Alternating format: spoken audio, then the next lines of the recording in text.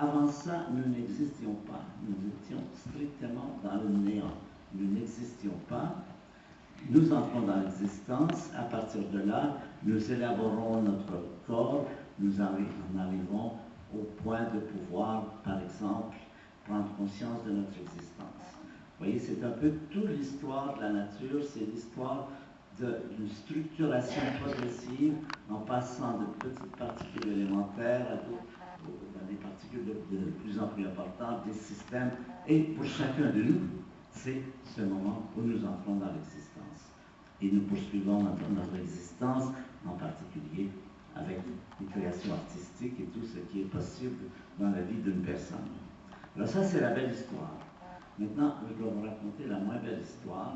Il faut être réaliste, bien sûr, ça ne sert à rien de se cacher la tête comme l'autruche proverbiale dans le sable. La moins belle histoire, elle commence beaucoup plus récemment. La belle histoire, elle a à peu près 14 milliards d'années.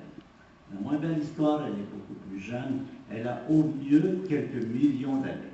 Quelques millions d'années, il se passe quelque chose que personne ne comprend très bien, de tout à fait étonnant. Il y a quelques millions d'années, ça se passe quelque part en Afrique. Il y a une variété animale qui acquiert une propriété extraordinaire qui est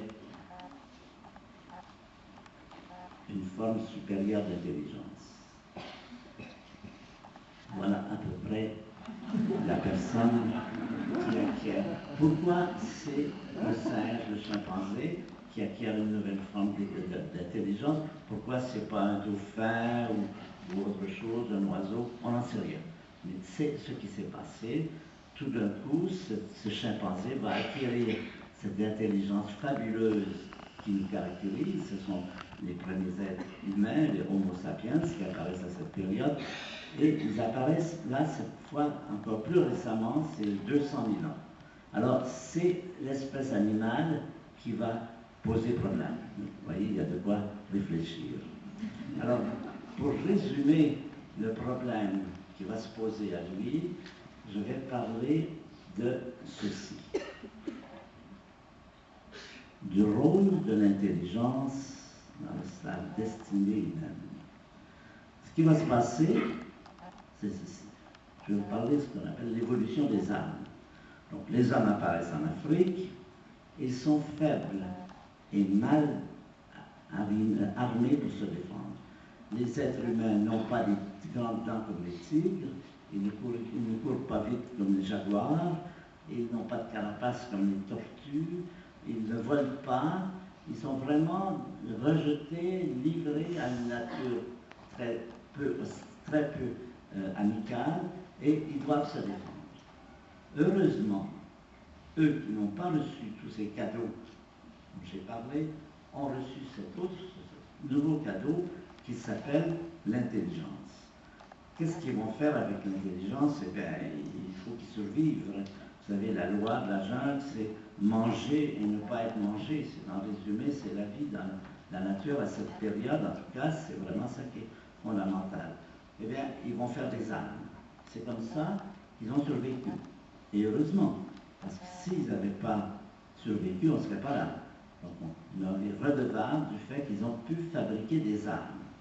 Mais fabriquer des armes, ça n'est pas sans problème. Ça peut poser des problèmes sérieux, et je vais vous le montrer en résumé par ce qu'on peut appeler la séquence des armes.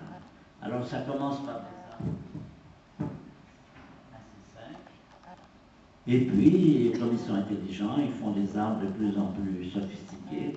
Ils font des fronts, par exemple, qui permettent de tuer leur proie à distance. C'est déjà un progrès. Ils vont faire des arcs, des arbalètes. Et puis, toujours grâce à leur cadeau de la nature, ils vont faire des fusils, ils vont faire des canons, ils vont faire des canons encore plus sophistiqués, encore plus, ils vont faire des chars d'assaut et ils vont faire des bombes atomiques, ils vont faire exploser les bombes atomiques. Vous voyez, il faut penser toutes ces séquences-là. Qu'est-ce que ça signifie? Qu'est-ce que ça donne? Eh bien, je vais vous raconter une histoire qui nous a été révélée récemment par l'ouverture des archives du Kremlin pendant la guerre froide. Où étiez-vous le 26 septembre 1983? À cette période, c'était la guerre froide, et ce monsieur, voilà, cet officier, était en charge d'un arsenal russe qui détenait les manettes pour l'émission des bombes atomiques, des ogives nucléaires. Et donc, ils étaient continuellement en train d'observer ce qui se passait aux États-Unis. Et ce jour-là est arrivée une nouvelle. Les Américains ont lancé une salve atomique de 5 fusées qui seront ici dans 15 minutes. C'est le temps que ça prend pour une fusée d'aller des États-Unis jusqu'en Union soviétique. Ce monsieur avait la responsabilité de faire ce qu'il fallait faire. Il n'a rien fait. Il n'a pas déclenché l'alarme nucléaire, il n'a pas déclenché le lancement des bombes. Quand on lui a demandé après coup, on dit que c'était une fausse alarme. On l'a appris après coup, c'était des reflets de soleil sur des nuages très hauts. Quand on lui a demandé pourquoi il n'avait pas poussé sur le bouton, il avait toutes les informations pour réagir. Il a répondu parce que j'ai pensé que ce n'était pas la meilleure solution. Vous voyez?